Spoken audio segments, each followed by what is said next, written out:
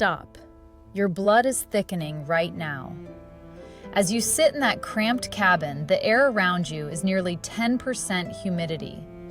That is significantly drier than the Sahara Desert. You are essentially flying in a giant pressurized dehydrator, and the airlines are banking on your ignorance. While your body struggles to maintain its balance, they are busy upselling you on $10 sandwiches and overpriced Wi-Fi. But the system is rigged. They do not want you to know that you are often eligible for cash payouts reaching $1,550. You are not just a passenger, you are a line item on a spreadsheet. To them, your comfort is an expense. To you, it is a matter of survival. Navigating an airport in 2024 feels like walking through a minefield designed to drain your wallet and your energy. It is time to fight back. Here are 12 rules to help you navigate this concrete maze.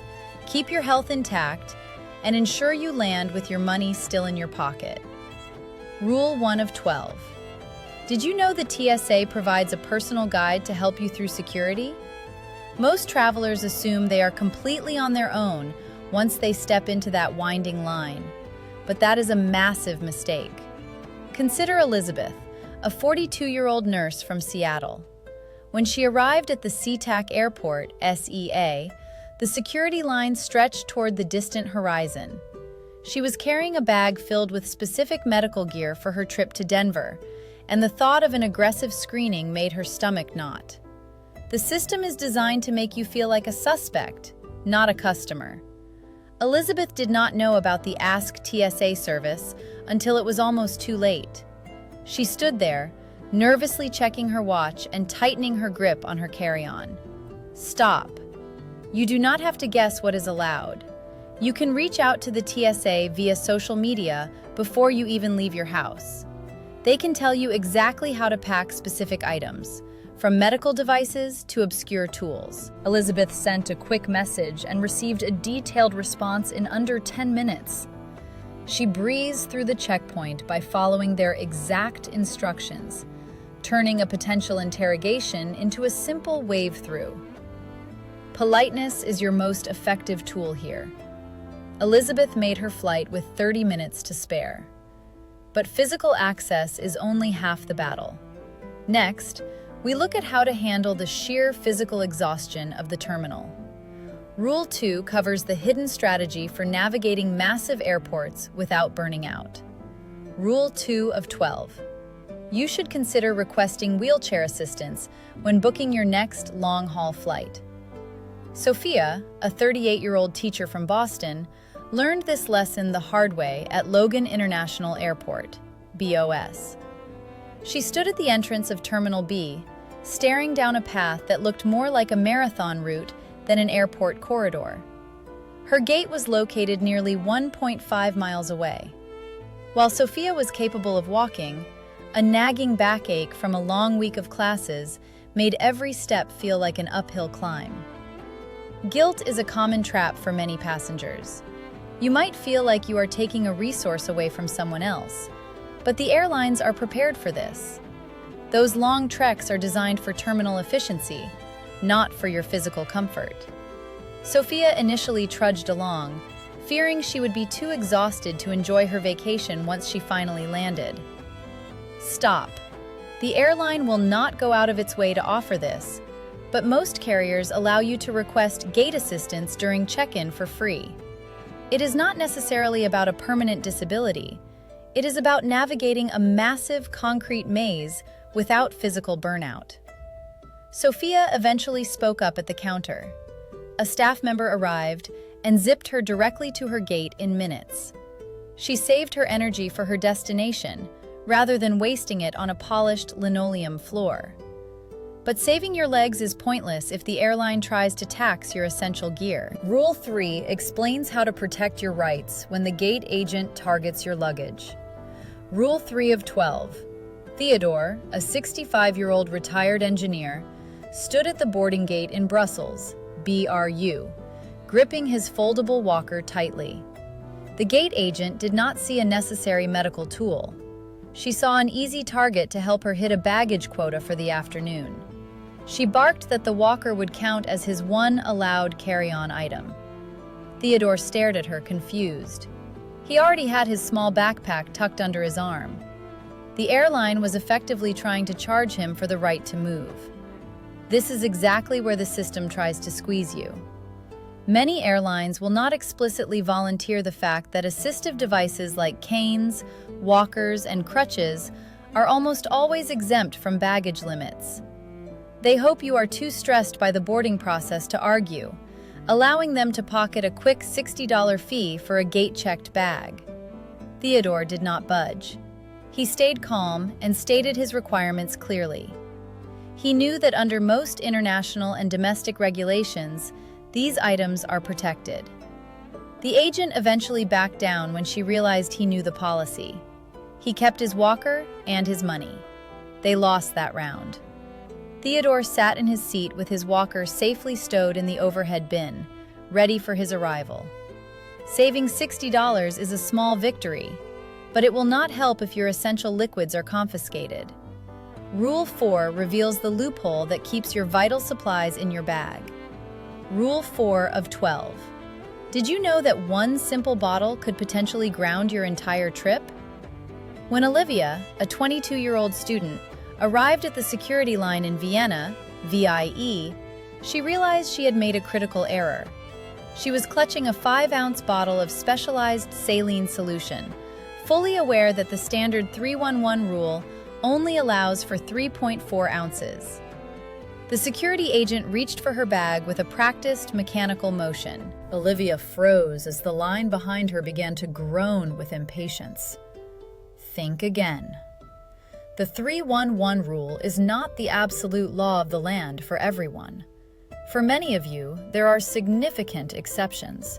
Medical necessities, including contact lens solution and baby formula, are frequently exempt from the standard volume limits. Olivia calmly declared the item as a medical necessity before the screening process began. You do not necessarily need a paper prescription on hand, but you must be proactive and speak up. The agents tested the liquid using a specialized scanner and let her pass without further delay. Politeness and clear communication are your best assets in this high-pressure environment. Olivia kept her supplies and made her flight. Your essentials should stay with you, even if the rules seem rigid. But surviving security is only the beginning. Once you are in the air, a different kind of biological pressure takes over. Rule 5 explains how to combat the invisible forces at 30,000 feet. Rule 5 of 12. The air inside a typical aircraft cabin is kept at a staggering 10% humidity. This makes the environment significantly drier than the heart of the Sahara Desert.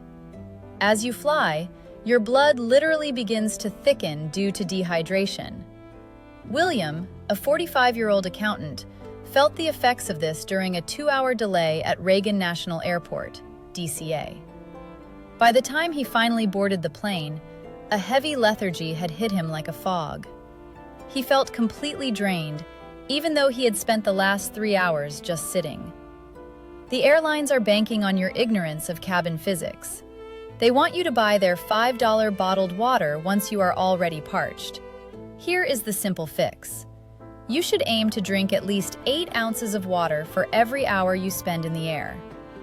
William started bringing his own 32-ounce reusable bottle and filling it at a hydration station past the security point at Reagan National. It kept his circulation moving and his brain sharp throughout the flight.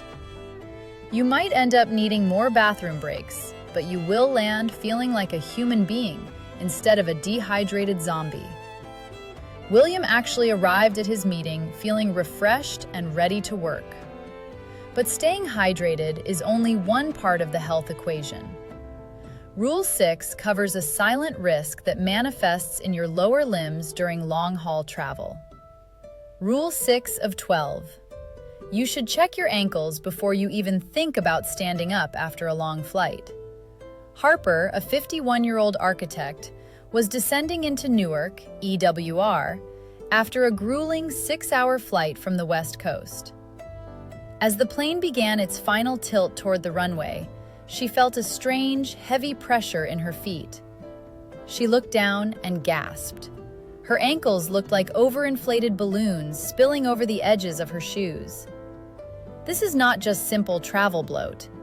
In a cabin pressurized to the equivalent of 8,000 feet, your blood naturally begins to pool in your lower limbs. While the risk of a serious blood clot is small for the average person, it is very real. The airlines hope you do not know about this physiological shift. Your body is struggling to fight gravity in a cramped space. The solution is movement. You should try to move every hour, even if it is just a short walk to the galley. Rotate your ankles 10 times in each direction while seated. Harper had skipped wearing compression socks, which can often reduce this type of swelling by up to 50%. Drink 8 ounces of water every hour to keep your blood thin and moving. It works in the majority of cases. Harper's swelling lasted for 2 full days after landing, but it could have been far worse. Circulation is life at high altitudes. However, your physical health is hard to maintain if you are stuck in a seat that restricts your movement. Rule 7 explains why your seat choice is a health decision. Rule 7 of 12. Charlotte settled into her window seat at Pittsburgh International, PIT, eager to photograph the sunset over the clouds. She felt lucky to have secured the view. However, she was actually putting her long-term health at a disadvantage. Most passengers crave that window view, yet they often ignore the physical toll of being boxed in for hours. Statistics suggest that sitting by the window makes you nearly 50% less likely to get up and walk during a flight compared to those in the aisle. This is a direct concern for deep vein thrombosis. When you stay stationary for long periods in a cramped space, blood pools in your legs and can lead to complications. The airline will not tell you this, but the aisle seat is often the only true safe zone for your circulation. It provides the freedom to stretch your legs into the aisle and move around without the guilt of waking up a sleeping neighbor. Many travel experts suggest choosing the aisle and setting a small timer to remind yourself to walk every 60 minutes. Charlotte did not move once during her 4-hour journey. By the time the wheels touched down, her legs felt like lead. She chose the view, but her health paid the price. Realistically, one flight might not cause a crisis, but frequent flyers must be extremely careful. You have protected your circulation, but your mental peace is next. Rule 8 reveals how to handle the stress of being separated from your companions. Rule 8 of 12. Have you ever felt that sinking realization that the airline intentionally separated you from your travel partner? Hazel, a 29-year-old lawyer, was heading home through Hartsfield-Jackson, Atlanta, ATL. She had checked in early, fully expecting to sit next to her husband. Instead, the automated system assigned her seat 12B and placed him all the way back in 34E. Despair immediately set in. The gate agent simply shrugged and claimed the flight was full. The airline will not volunteer this, but their internal algorithms often split groups to bait passengers into paying extra for seat selection. They are banking on your emotional desperation. Hazel felt completely helpless as the boarding call began. Stop. There is a fix for this that does not involve opening your wallet. Do not pay the fee yet. Check the digital seat map exactly 24 hours before your scheduled departure. Blocked seats often release for free at this specific interval. If that fails, go directly to the gate agent. Ask politely about operational shifts or weight and balance requirements. Many airlines give agents the authority to reshuffle seats for family proximity without charging additional fees. Hazel tried this approach with a calm, professional tone. It worked. She received 2 new boarding passes for the same row. The system is rigged, but it is not unbreakable. In most cases, arriving early and being polite is your best bet. Hazel saved her trip, but even a good seat cannot help if you do not understand the crew's limitations. Rule 9 explains the hidden reality of the boarding process. Rule 9 of 12.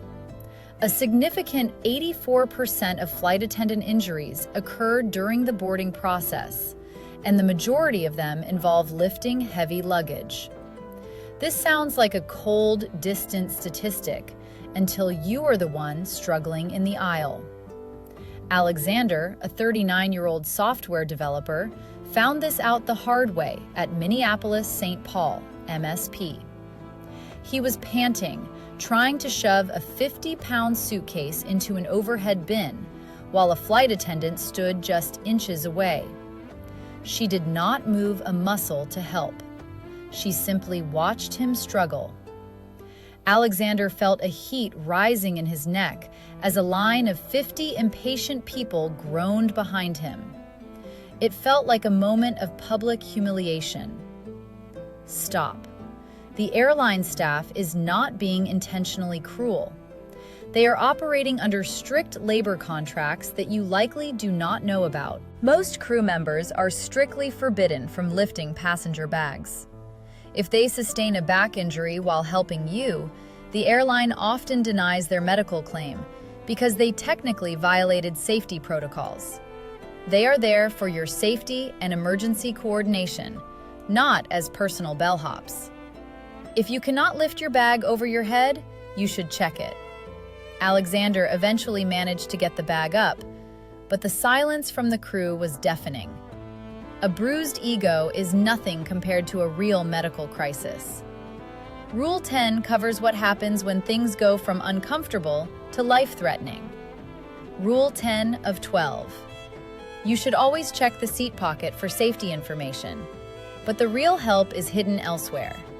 Camila, a 47-year-old graphic designer, was flying from Dublin, DUB, to New York when her chest suddenly tightened. This was not simple turbulence. It was a heart attack at 35,000 feet. You are essentially in a medical dead zone when you are over the Atlantic, with no hospitals for over 1,000 miles. However, flight attendants carry a sophisticated emergency medical kit, or EMK. Camila acted fast and alerted the crew immediately. They brought out the automated external defibrillator and an oxygen mask. What many passengers do not realize is that the crew uses a high-tech satellite link to speak with ground-based doctors in real time. This is where the system can get tricky. Liability concerns sometimes make crews hesitate to open the full medical kit unless the situation is clearly dire. Camila and her seatmate insisted they follow the emergency checklist immediately.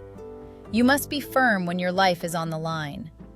While the pilots fly the aircraft, those ground doctors make the final medical calls via that satellite link.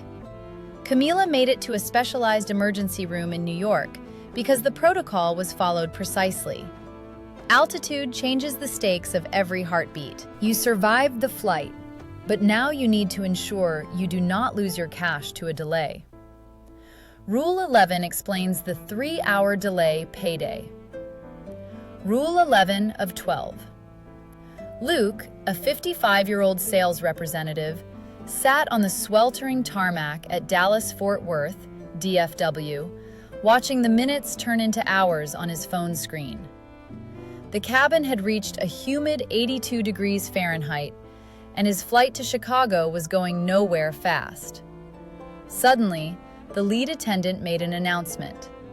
They were handing out $10 vouchers for a terminal sandwich to make things right for the inconvenience. Luke reached out to take one. Stop. This is where the airline tries to minimize their losses at your expense.